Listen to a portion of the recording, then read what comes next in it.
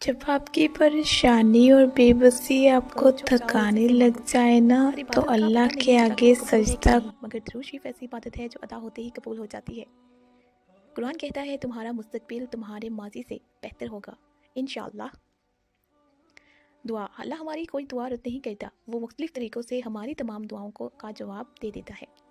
قرآن کہتا ہے اور جلد ہی آپ کا رب آپ کو اتنا دے گا کہ آپ خوش ہو جاؤ گے۔ تمہارے خاموش سجدے اور ان کہیں باتیں خدا کے ہاں بہت خاص مقام رکھتی ہیں۔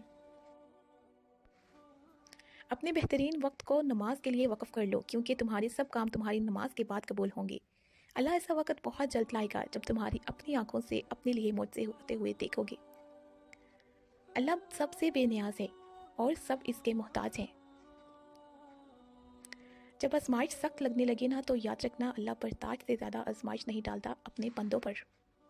دعائیں تو اس چیز کو بھی تم تک کھینچ لاتی ہیں جو تمہارے نصیب کا حصہ نہیں ہوتی، اور بے شک اللہ کا ساتھ سب سے بہترین ساتھ ہے۔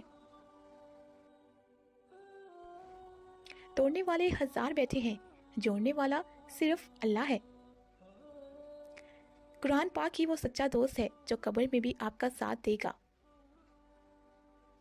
اور اپنے پروردگار ہی سے دل لگاؤ۔ بے شک اللہ صبر کرنے والوں کے ساتھ ہے۔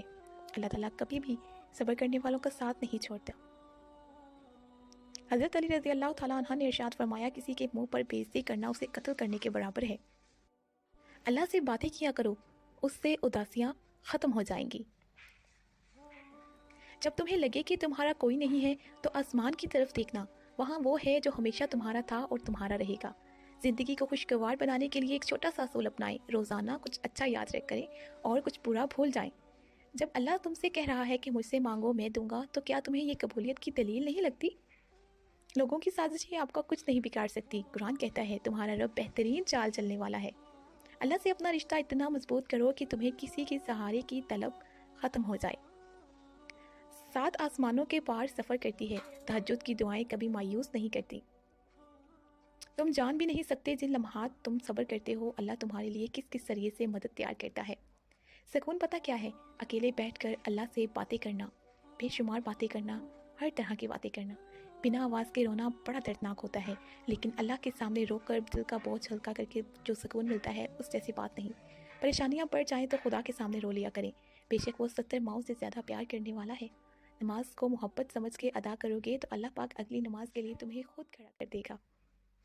مجھے پکارو، اللہ فرماتا ہے مجھے پکارو تمہاری دعائیں قبول کروں گا۔